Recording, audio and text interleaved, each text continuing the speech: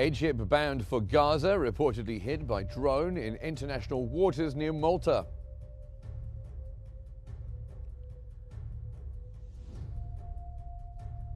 Israel says Damascus strike near presidential palace is clear warning to the Syrian government. And Lebanon warns Hamas against actions that threaten national security or sovereignty.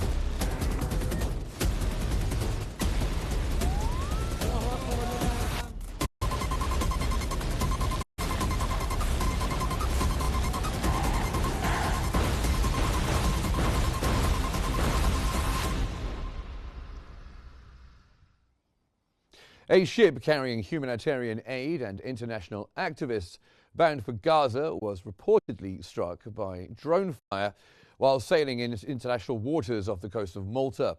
That's according to the Freedom Flotilla Coalition. The Maltese government confirmed that the vessel and its crew were brought to safety early Thursday morning with the assistance of a nearby tugboat that supported firefighting efforts on board. Despite the rescue, the organization warned that the ship remains at risk.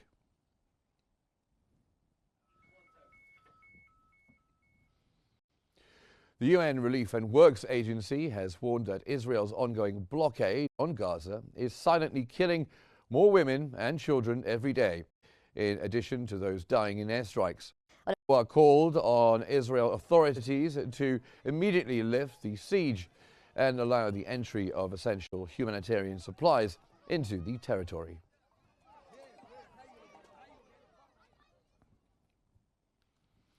The International Committee of the Red Cross has warned that humanitarian efforts in Gaza are nearing total collapse following 2 months of Israeli restrictions on aid deliveries. The organization said it will be unable to access life-saving food, medicine and supplies unless aid shipments resume immediately.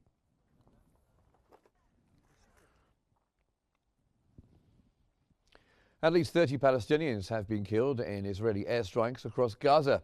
That's according to medical sources. 6 people were killed in a strike on Al Jalet Street in central Gaza City.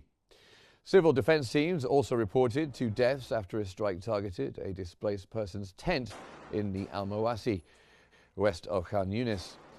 In northern Gaza, 7 more were killed and several injured in an Israeli raid on Beit Lahia.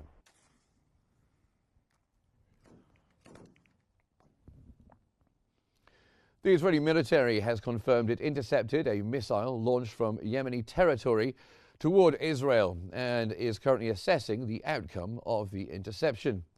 According to the army, a total of 25 ballistic missiles have been fired at Israel from Yemen since the resumption of military operations in Gaza. Air raid sirens were activated across dozens of locations in northern Israel, including Haifa, its surrounding Bay Area, and the Golan Heights.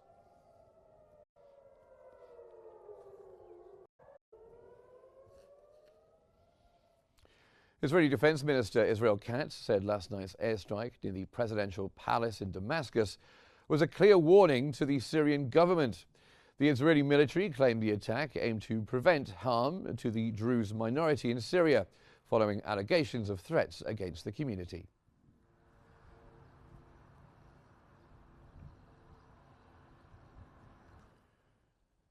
Leaders of Syria's Druze community have reaffirmed their commitment to a unified Syrian state, rejecting any calls for secession or division.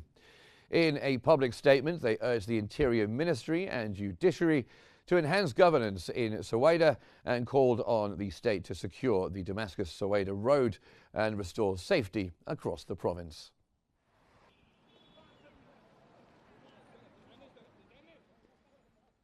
Now, for more on this, we cross over to our newsroom where Selma Marwan is there. Selma.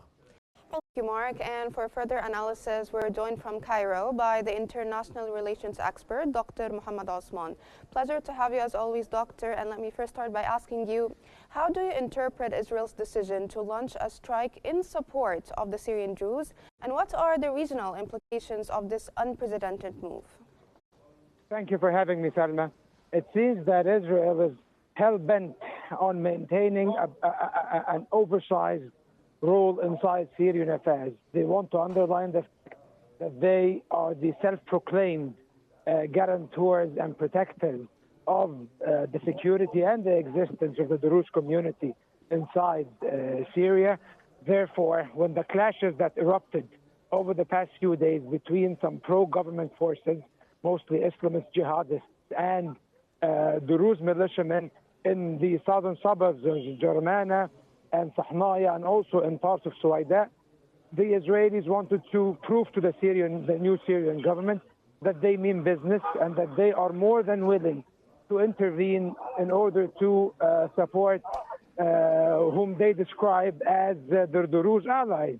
And of course, that's why they fired a warning shot this morning by bombarding a position 400 meters away from the presidential palace. Of course, this is a resounding message to the Syrian President Ahmed al-Shara, and also a grave violation of Syrian sovereignty. And of course, it raises many concerns inside Syria and the region as a whole. However, the response by the Druze community has been responsible. The Druze community refuses Israeli intervention in their majority. They have released a statement stressing that no matter what differences they have with the current government, they want to be part of the Syrian national and social fabric, and they do not want to involve any foreign actors, especially Israel, of course, a historical enemy of the Syrian people, in order to advance their interests. In light of Israel's already existing military bases in Syria, what does this Israeli action reveal about its broader strategy in the post-Assad Syria, particularly in relation to its military presence and long-term objectives? It is a continuation of an Israeli sustained policy of expansionism. Israel always seeks to expand and to make illegal territorial gains and basically acquire more territory. And this is what they have been doing in Lebanon, in Gaza, and the West Bank, and most recently in Syria. After the collapse of the Assad regime, they are taking advantage of the great power vacuum and the collapse of the Syrian military in order to expand their areas of occupation inside Syria. We should never forget that Israel has been illegally occupying, that is, the Syrian Golan Heights since 1967. Now they are extending their occupation zone way beyond the Golan Heights into Qnews, into the buffer zone, and even it reached the countryside of Daraa. And of course, this comes in complete contravention of international law. And unfortunately, the United States and the international community do not seem to be taking any active steps to deter Israeli aggression. However, it comes within a larger Israeli policy of sustained aggression and expansion, endorsed by the American administration, unfortunately. Now, shedding more light on the Druze community, especially after the statement they issued, to what extent is the Druze community at risk here in the current Syrian conflict, and how might foreign intervention shape their security or political role? Foreign intervention will only complicate things and will only serve to demonize the Druze community inside Syria. However, that does not negate the fact that they are indeed in grave danger. The Syrian government, under the leadership of President Ahmed al-Shara, has failed to establish an inclusive system of governance, and he still primarily relies on Islamist jihadists as part of his security forces and his governing force. And the result is many Syrians feel marginalized, including the Druze, who are being targeted by radical Islamists who are part of the pro-government forces inside Syria. And this is what has transpired before against the Alawites and now against the Druze community. And of course, but it seems that the Syrian government is not sponsoring such moves. They are trying to prevent such moves. However, they are failing to rein in the extremist elements of their forces who act on their own, like what happened in Germana or what happened in Sahnaya. So far, they have managed to reach some common understanding with the Druze notables mainly the religious clerics and the tribal chieftains. They have managed to impose a truce. They have managed to reach some common arrangements and understandings. However, without an inclusive political process that involves all segments of Syrian society, we will witness a repetition of these events, and it will actually turn, unfortunately, Syria will descend within a few months into a sectarian civil war and might face partition. And this will also pave the way for an Israeli intervention that might be detrimental to Syria's unity and stability. Now, given Israel's already open fronts, could Israel's intervention further complicate relations with other regional powers involved in Syria, such as Iran, Hezbollah, or even Turkey? Of course, now Iran and Hezbollah have become marginal players inside Syria. They have become non-existent. Since the fall of the Assad regime, they have lost all of their influence. However, Turkey is a preeminent player inside Syria that has gained substantial influence after the fall of the Assad regime. And now Israel and Turkey are competing for influence inside Syria. However, Turkey is in Syria on the behest of the Syrian government. They have been officially invited, and their presence inside Syria is legitimate, taking into account that there are legitimate concerns and reservations as to the Turkish role inside Syria, especially in the dimension of exacerbating tensions with the Kurdish community in Syria. However, what the Israelis are doing is an expansionist policy of aggression that they are applying inside Syria, and they are trying to stigmatize Syrian society and ignite sectarian hatred inside the country in order to create a situation where they will intervene and occupy larger parts of Syria under the pretext of protecting minorities, for example. And of course, this will raise tensions with Syria. The United States has mediated talks between Turkey and Israel. They have reportedly reached common understandings and have outlined their respective zones of influence inside Syria.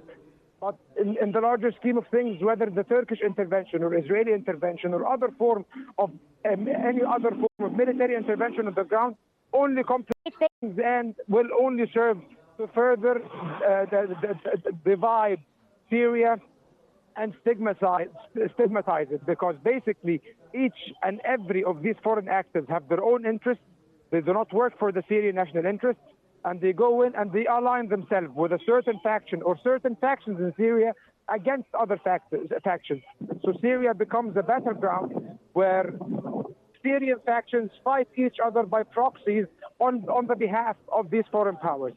So this is the situation we are facing, unfortunately, in Syria. It has been so during the 14 years of civil war under the Assad regime, and now we have the same arrangement when it comes to Ahmad al-Shara and his government. I think that the only solution to Syria's current predicament is, number one, respecting and upholding Syrian national sovereignty. Number two, re-establishing national institutions, namely the armed forces and the rest of the government institutions, based on a certain constitutional order.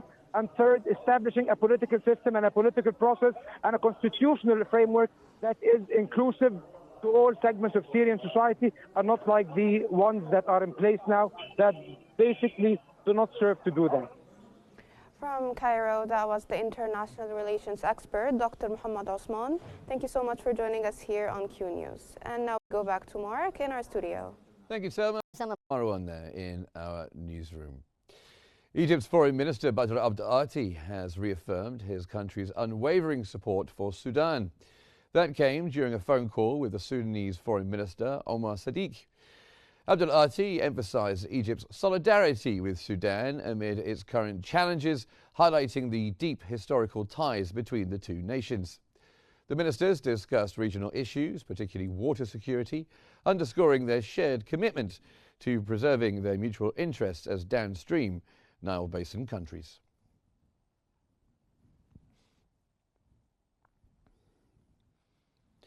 The United States has intensified its military campaign against Yemen's Houthis, launching 3 airstrikes on Thursday targeting the Kitaf district in Sada province.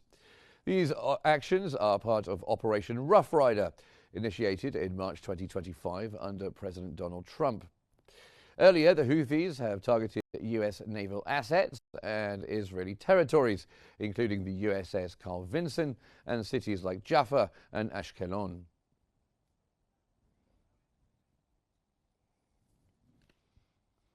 The governor of Damascus suburbs, Amir el-Sheikh, has said that weapons must remain in the hands of state institutions. He emphasized that if the situation does not improve, weapons could fall into the hands of unlawful groups, leading to a return of the same problems. Security sources reported that hundreds of Interior Ministry forces were deployed in and around Sana'a, following an agreement with Druze elders. Residents mentioned that the situation had largely calmed after intense fighting, with only sporadic gunfire heard.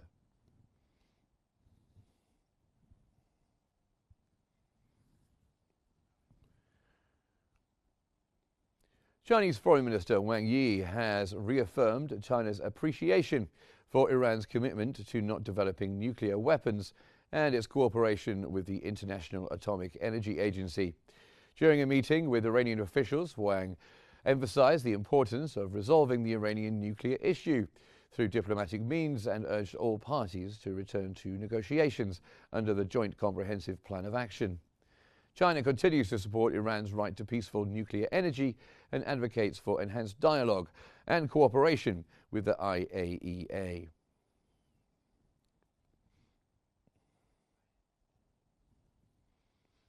The fourth round of indirect US-Iran talks, mediated by Oman and scheduled for Saturday in Rome, has been postponed due to logistical reasons.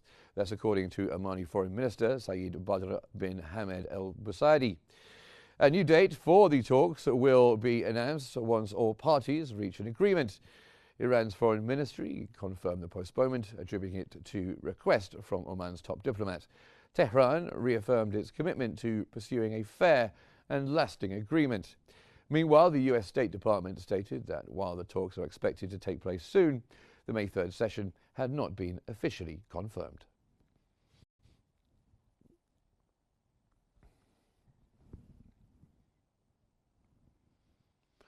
Beirut's Supreme Defense Council said that Lebanon has warned Hamas not to conduct operations that compromise the country's security or sovereignty. Secretary General of the Supreme Defense Council, Mohammed al-Mustafa, added that Cabinet warned Hamas against using Lebanese territory to carry out any actions that threaten Lebanese national security.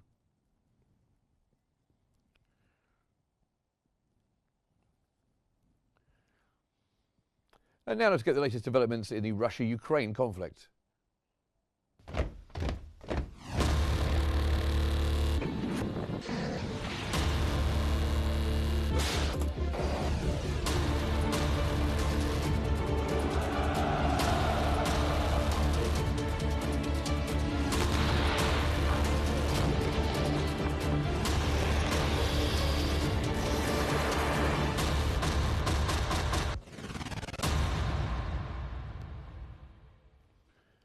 US Vice President J.D. Vance and Secretary of State Marco Rubio renewed their calls for Russia and Ukraine to reach a peace agreement.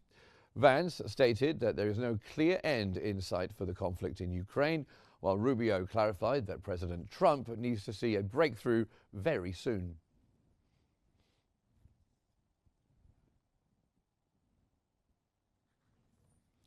Russian President Vladimir Putin has said that some small groups of Ukrainian soldiers were still holed up in basements and hideouts in Russia's western Kursk region. Speaking in Moscow, he mentioned that radio intercepts indicated the remaining Ukrainians were requesting urgent evacuation. Earlier this week, Putin called the top commanders in Kursk to congratulate them on the victory and the end of their operation to expel Ukrainian forces, following a Ukrainian border assault last August. Ukraine has stated that some of its forces are still in Kursk and nearby Belgorod.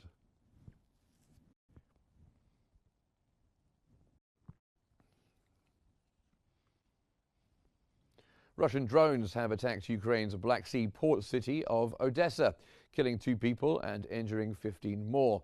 That's in addition to sparking fires and damaging infrastructure.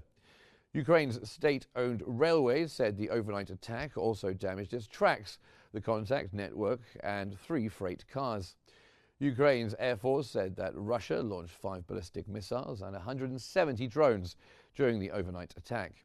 It added that the Air Force shot down 74 drones, while over 68 drones did not reach their targets, likely due to electronic warfare countermeasures.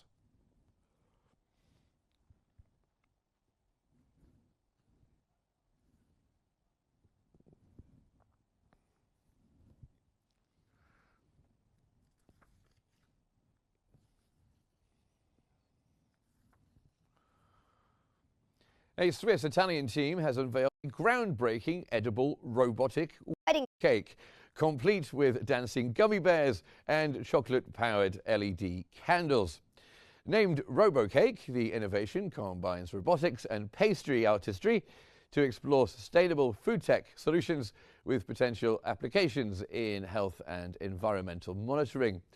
Developed by researchers from the EPFL, the Italian Institute of Technology, and EHL, the Hospitality School, the cake features 2 robotic gummy bears made of gelatin and syrup, animated by a pneumatic system that allows them to hug on cue.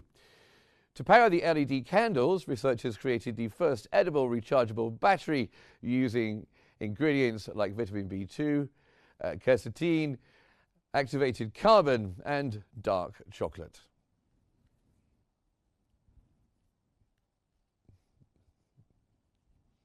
How cute.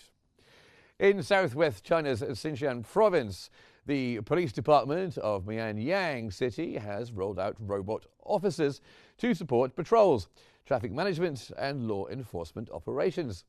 The humanoid robots, equipped with advanced multi-model AI, have been deployed on the streets to help direct traffic during peak hours from 8 a.m. to 5 p.m. daily. Residents say the initiative is a striking reminder to follow traffic rules. One local, Shi Yun, described it as an impressive way to promote public awareness. The city has also introduced robotic dogs to assist SWAT teams in tactical scenarios. In recent footage released by police, a robotic dog was seen subduing a suspect with a non-lethal restraint net during a simulated school attack.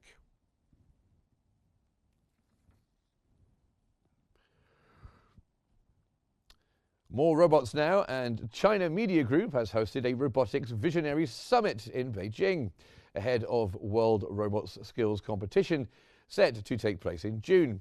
Organised by CMG Society and Education Programme Centre, the summit spotlighted emerging trends in robotics and featured a live prelude event showcasing cutting-edge innovations across multiple sectors.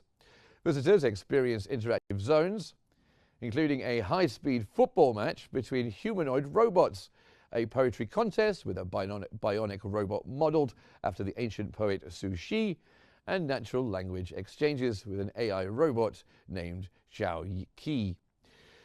Children also tested their skills in classic board games like Go, Chinese chess, and Gomoku against robotic challenges. The showcase robots demonstrated applications ranging from education and healthcare to home services and agriculture, reflecting the growing impact of robotics in everyday life.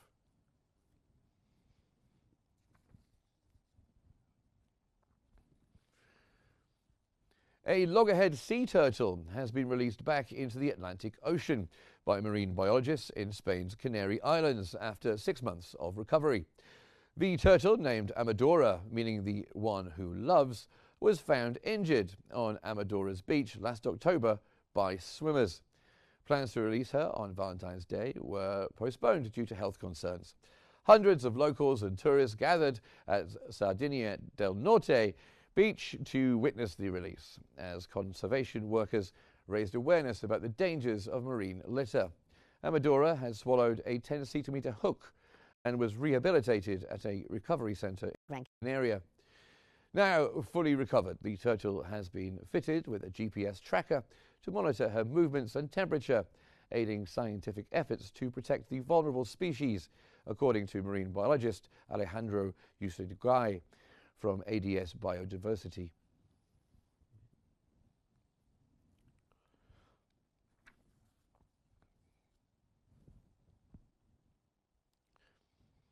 A family of giant pandas in China's Macau Special Administrative Region is marking 10 years of captivating visitors and boosting local tourism. Kai Kai and Jin Jin, gifted to Macau in 2015 from Chengdu Research Base in Sichuan province, have become beloved icons of the city. Their names together mean happiness. In 2016, the pair welcomed twin cubs, Xian Jian and Kang Kang, whose names signify good health. Over the decade, the panda family has drawn tourists from around the world to the Macau Giant Panda Pavilion, becoming cherished ambassadors of wildlife conservation and cultural ties.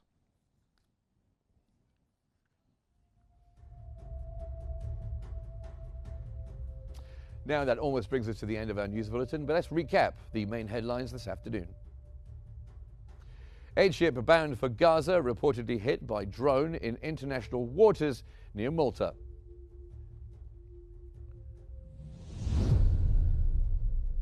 Israel says Damascus strike near presidential palace is clear warning to Syrian government. And Lebanon warns Hamas against actions that threaten national security or sovereignty.